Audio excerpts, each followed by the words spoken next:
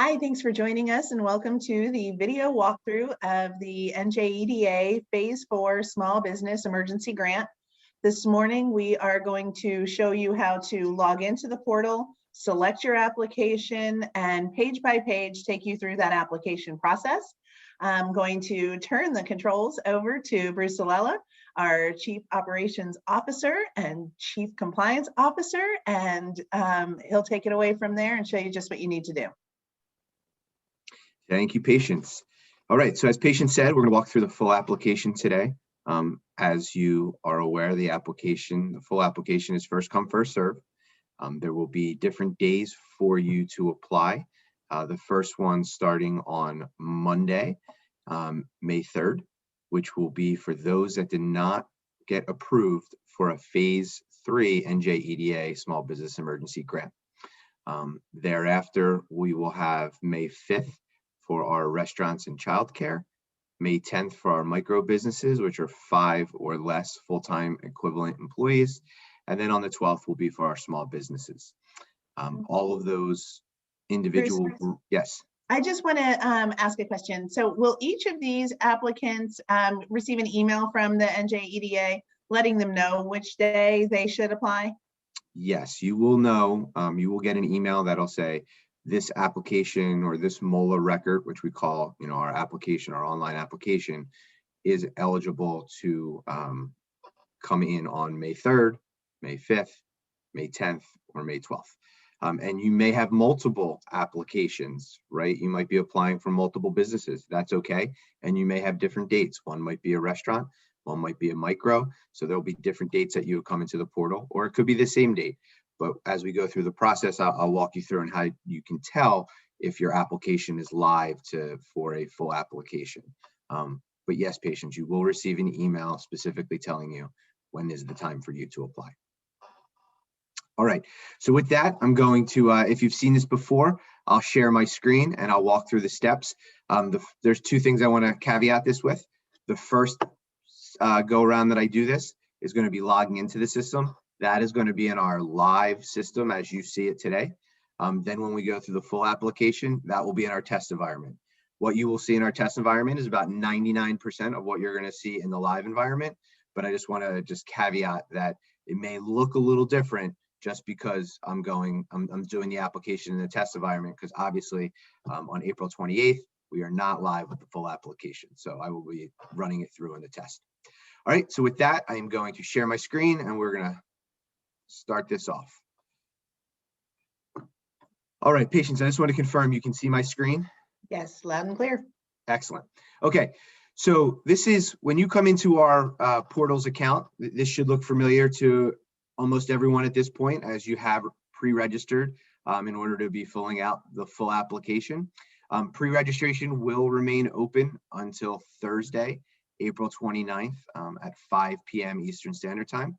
You must pre-register in order to be eligible to submit a full application. You must, in the pre-registration process, click the submit button in order to be considered fully eligible to submit the full application. So please make sure you're going through the whole process of pre-registration in order to be eligible for the full application. And again, the pre-registration will close April 29th at 5 p.m. Eastern Standard Time. Okay, so with that, let's assume that everyone is pre-registered. You are going to come into your portals account and it's going to ask you for your username or password. It might take you to different screens within the portals account. It might come here. You would click on sign in.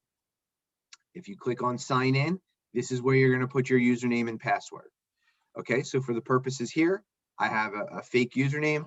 And what I'm going to do is I'm going to type in a password that I know is not right, just to show you. And it comes up here and it says invalid sign-in attempt. This means that my username or password is not correct. One or the other is not correct. So what I'm going to do is I'm going to say, I forget what my username or password is. So I'm going to click this forgot password / username. When I click on here, it's going to ask me to enter the email address to request the password reset. Within there, I am going to do the phase 4 no reply at gmail.com. And just a reminder to everybody, this email address that's being used for this and or the test environment is not an email address that anybody checks or replies to. It is solely for the purposes of showing you how to get through the application process. Yes, thank you, Patience. It is not a monitored address just for this test purpose. All right. And now it's telling me to check my email for the reset password. With that, I'm going to go to my email box, and here we go. Right here, you'll see NJEDA application 3. Here's forgot your username and password reset. So you know, I did that in the live environment. It took 10 seconds or so for me to click the correct password and then for the email to get delivered.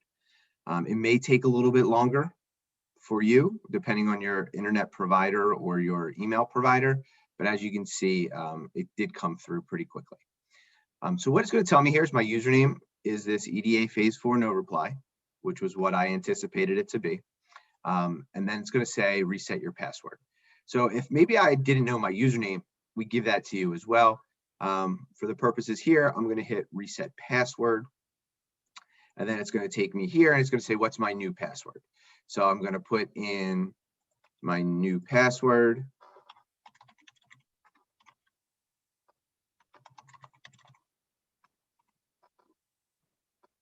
And then now I'm reset. And then I can go into the sign in and go through the steps and sign in with my new password. Okay. All right. So now that we've seen how to do the reset password, I'm now going to take you to a spot where, all right, now we're signed in. Okay. Now I'm in Bruce Sayela test. You'll see it up here. And it takes me to this online application center. You're going to see grant 4 application. You're going to see the other applications that might be available for the EDA. Obviously, you're going to be concentrating on the grant 4 application. You could either click on this button here, or you can right here on the top at the drop down, you'll see the COVID phase 4 grant. I'm going to just go through the My Applications and the COVID phase 4 grant, and it's going to pop up here. Now, I want you to look here because this is going to be important. There's going to be a couple of statuses that you're going to see here. What you're seeing here is your phase 4 pre-registration application list. So this is everything, all of your pre-registrations you've submitted. And then you're going to see in process full application. This means that it's now time for you to fill out the full application. There's a couple of things that you may not see here. If you started an application and never submitted the pre-registration, it is no longer going to appear in this list. At 5 p.m. Eastern Standard Time on April 29th, our system will convert all of those that haven't been pre-registered to rejected, at which point they will then be removed from your application list because you didn't submit the pre-registration in the time that you needed to. Okay, so you'll see here in the status reason, I have multiple applications. You may only have one. If you see pre-registration submitted, when you click on this, you are not going to be able to do anything else but see the generic piece of a read-only aspect of your application, right? So I clicked next there, and all I see is a read-only of what my pre-registration was. That's because it is not my turn to submit the full application.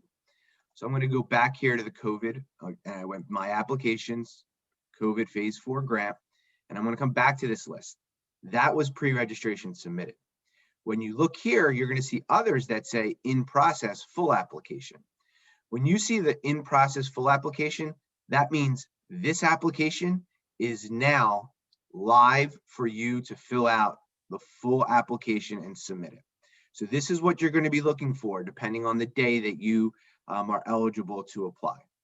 All right, so what you would do is when you see the in process full application, you're going to click on the application ID. So I'm going to click on the one that's full app walkthrough. I'm going to click on this MOLA record. Now you're going to see, again, you're going to have this generic information is going to be in read only, and then I'm going to click next. When I click next, now I'm live into this full application. Okay, so the full application, just to level set as we start here, is just really going to concentrate on what impact COVID had from you. This application is very straightforward. It's not difficult. We just need you to answer the questions truthfully. And I don't want you to overthink the complexity of this. It is meant to be a very simple application for you to get through. I do want to just reference one thing that's going to be different in the live environment versus the test. You'll see here it says phase 4 grant pre-registration. This will then say phase 4 grant full application. So that will look different for you. That'll be just one of the pieces that'll look different just because we are still in the test environment. Okay, so now let's get to the actual questions. Has your business had a negative revenue impact as a result of COVID? Obviously, this program is predicated on helping those that have been impacted in a negative way as a result of COVID. So I'm going to answer this question as yes, because I'm going to be representing my business as saying that I have a negative revenue impact. Now, it's going to say, as of today, what is the estimated revenue loss as a result of your business closure, reduction in sales, or lost contracts? So when we look at this, what we're trying to say is, if COVID never happened, my revenue would be what? But COVID did happen and my revenue is now this, right? What is the difference between those two, right? So my business was really going strong, COVID hit, and I went from making $1 million a year to making $100,000 a year. Okay, so that means I've had a $900,000 revenue loss as a result of COVID. This also could mean, let's just say you had a contract that was in the works and you were ready to become the marketing arm for a big corporation, whatever it might be. And as a result of COVID, they canceled that contract on you. That is an example of a lost contract, right? So I was anticipating that I was going to have $100,000 worth of revenue as a result of that contract. However, I lost that contract and I no longer have that $100,000. Okay, then that would be considered part of your estimated revenue loss as a result of the closure, reduction in sales, or lost contracts. This really, I don't want you to overthink this question here. This really just is, how much has COVID impacted your revenue? And it doesn't need to be precise. It doesn't need to be down to the exact penny. We are, this is an estimate. We are not asking for precision here. Just tell us what you believe your truthful answer to as an estimated revenue loss is. All right, so now I'm going to go and click next. There are only 2 questions on this page. You may also, if you put 0 in here, you may get an error message saying, well, if you didn't have any revenue loss, then why are you, did you have a negative impact as a result of COVID, right? So again, this is just, we're trying to see what that estimated revenue loss is. It needs to be a positive number. It's not a negative number, right? We're not saying you lost $900,000, so I should put a negative 900,000. No, just put 900,000 because that is your estimated revenue loss. All right. So then I will click next. All right. So was your entity deemed an essential business as defined in Governor Murphy's executive order? This is just informational purposes. So this is a yes or no. For the purposes of this application, I will say yes. It doesn't matter if it's a yes or no, informational purposes. The next question, which is important, have you been able to remain open or reopen since March 9th, 2020? Why we're asking this question is we want to make sure your business is still in operation or you plan to be in operation, right? So if I click yes here, it says, okay, have you been able to remain open or this? Yes, I have been. If you were to say no, then we would ask you, are you going to reopen? Do you plan to reopen? We can't help a business that has closed its doors now, right? We want to help those that are trying to reopen or are currently opening. All right, so then the next question says, currently, to what capacity are you operating? Now, again, this doesn't need to be precision. This is just in your mind, and this is informational really for purposes. In your mind, what are your operations? So if you're a restaurant, maybe you're only operating at a 50% capacity, you're 25% capacity, or maybe you're operating at 100% capacity because you may only have 25% of your guests coming in, but your takeout is so much higher, right? This is just an estimate of what capacity you are operating at. So for the purposes here, I'm going to say 50%. Okay. So then my next question here, and this is a really important question, is after receiving the potential total duplicative funding, and then you're going to see a number in here. And this number is coming from your DOB affidavit that you filled out in the phase 1, or excuse me, in the pre-registration for phase 4. Okay, this is numbers carrying over from that information. Now, I want you to pay attention to a couple things. It says potential. It doesn't say that it is duplicative funding, right? So it's just carrying over the full amount that you said in there. Maybe what you had in that other one was a loan and it might not be a duplication of benefit. That's okay. We're just helping here as a reference for you to show you what that number was, okay? So now after receiving the total or the potential total duplicative funding, which in my pre-registration was $15,000, does your company still have a financial need? What we are asking in this question, to put it in the clearest of language, you've received other money from other sources. After receiving that money, does your business still have a financial need? The answer to this question can be yes or no.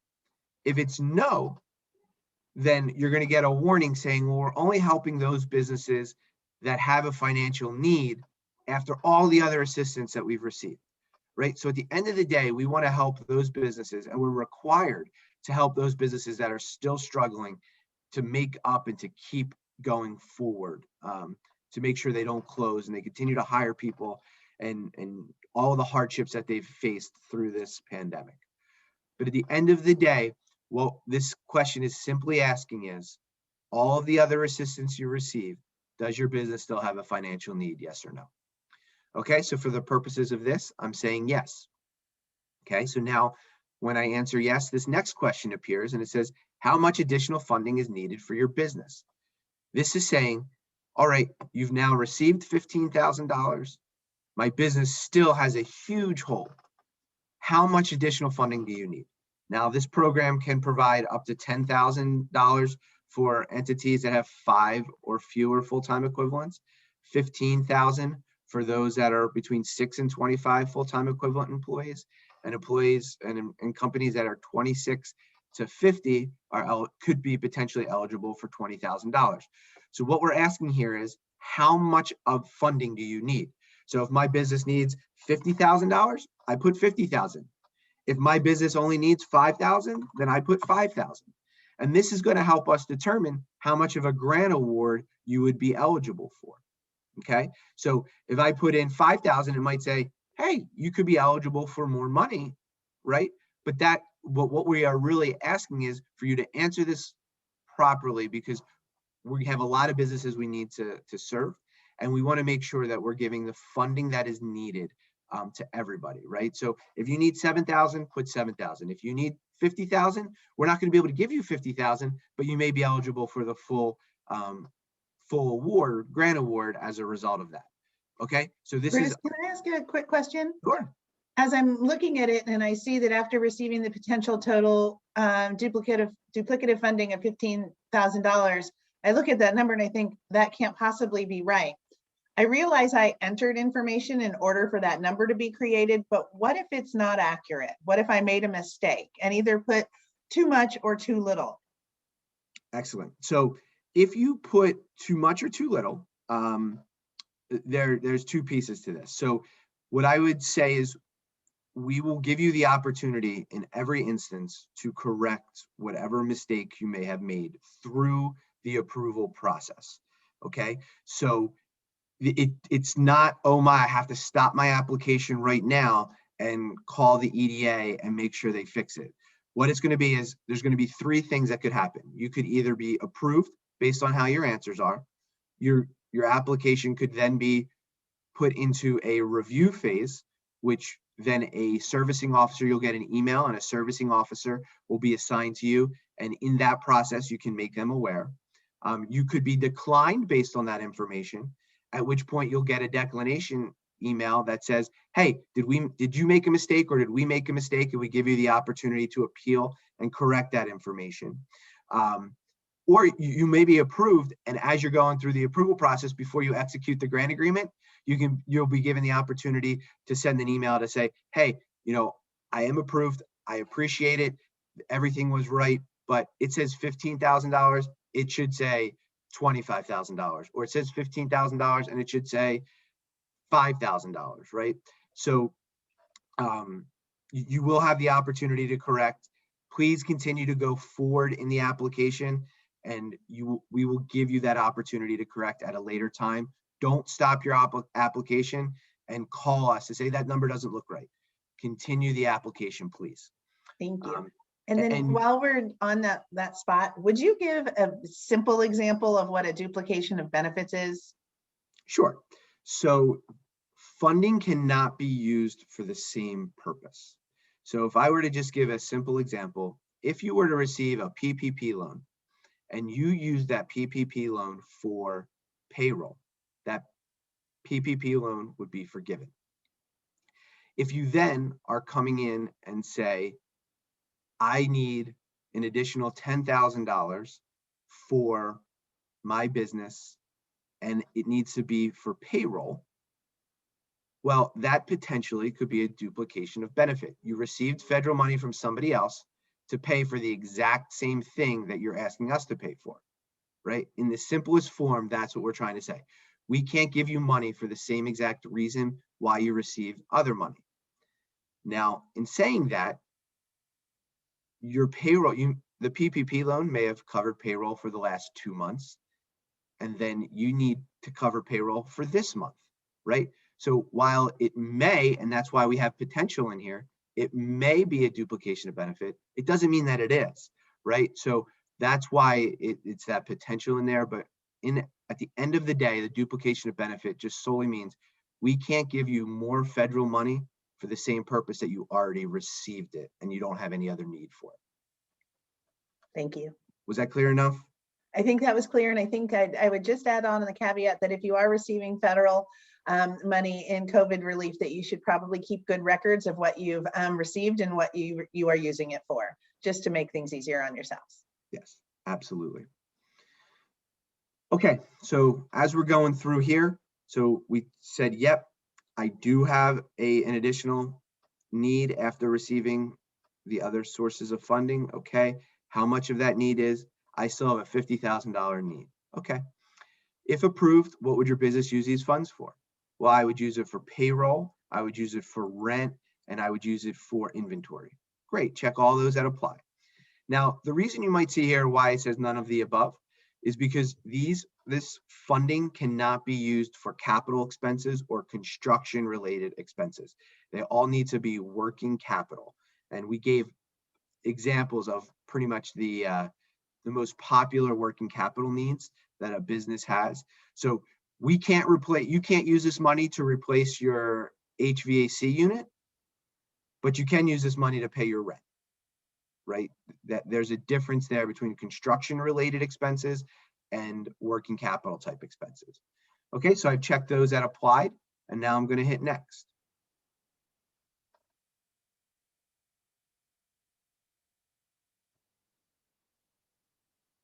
All right, so this is the Privacy Act statement release waiver. Again, this is going to be exactly what you saw on the pre-registration. This is just the Privacy Act allowing us to share your information with our sister agency at the Division of Taxation. I check that box and I hit next. Now we're at the certification of application. This is where we're going to, you're saying upon oath that the information is truthful. And all of the various, I authorize Department of Law and Safety. I certify we'll make best efforts not to furlough. Or we're going to, if we did furlough, we're going to try to bring the workers back that have had a negative impact. We do every once in a while get a question about has had at least a 20% drop in revenue. That's just an example of a way. It doesn't mean that you had to have had a 20% drop in revenue. It's just a way to certify, we just gave examples as to that your firm has been negatively impacted by COVID-19 state of emergency, that you have a need, that you're in operation or will be in operation, in good standing, that you're properly and fully registered with the state. And again, we give you the opportunity to cure this, but you're certifying here that you will be, or that you are fully and properly registered.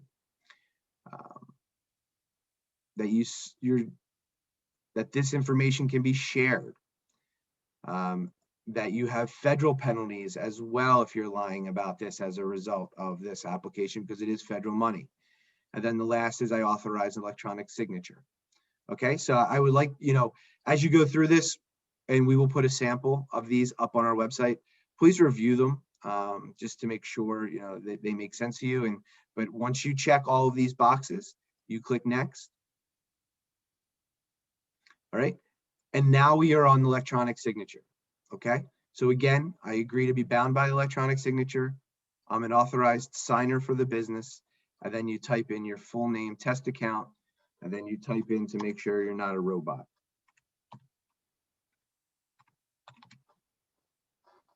Okay, and then I would click submit.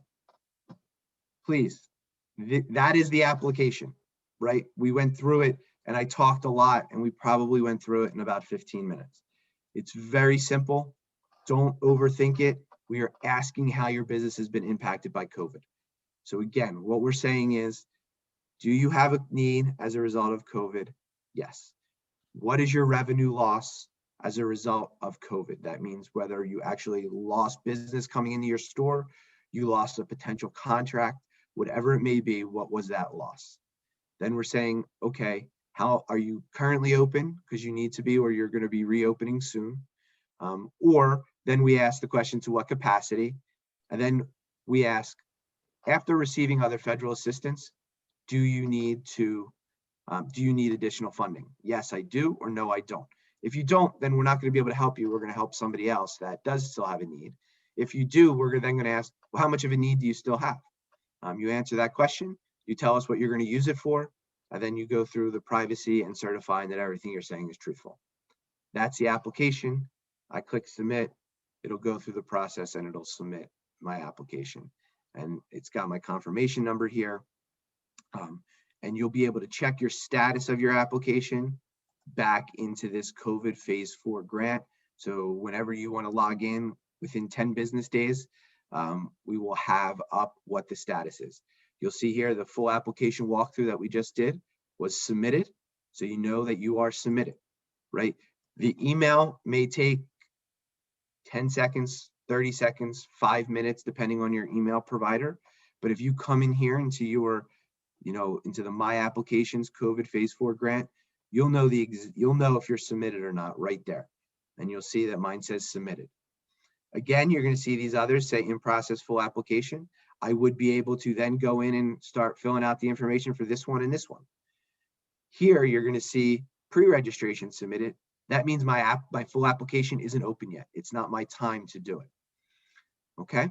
And just a reminder, and I'm going to stop talking here in a second. You need to pre-register and click submit before April 29th at 5 p.m. Eastern Standard Time.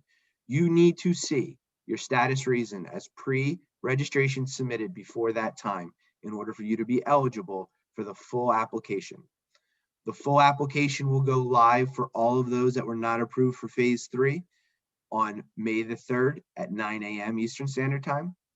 For the restaurants and childcare providers, they will go live on May 5th at 9 a.m. Eastern Standard Time. The micro businesses, which are 5 full-time equivalent employees or less, will go live on May 10th at 9 a.m. Eastern Standard Time. And the small businesses, which are 6 to 50 full-time equivalents, will go live on May the 12th at 9 a.m. Okay, I wish everyone the best of luck. Please look, I appreciate you watching this video. My last word of advice is don't overthink this. Just answer the questions truthfully. Explain to us through those very simple questions how your business has been impacted by COVID. And we will process your applications as quickly as possible. And please be advised that if you are approved, if we need more information, or if you are declined, all of those reasons and the opportunity to either execute your agreement, provide additional information, or to appeal the decline decision will be sent to your email address. So please be on the lookout for that once we start reviewing the applications. Again, thank you. And with that, I'm going to stop sharing my screen and I'll hand it back to Patience. Thanks, Bruce, and thanks so much for a very thorough walkthrough of that application. I'd like to remind everybody to write down their username and password. Make sure that you know it. You can practice logging into the application portal. Make sure that you're comfortable with that. Make sure you start at 9 a.m. And again, as Bruce said during the walkthrough, don't stop in the midst of the walkthrough. Keep going. Go through to the end and submit your application. If something is off, if something needs to be corrected, or if something causes a decline or review, you'll have the opportunity to address that. We wish everyone the best in getting through this very short and I think very simple application, and look forward to taking care of you in the future. Thanks.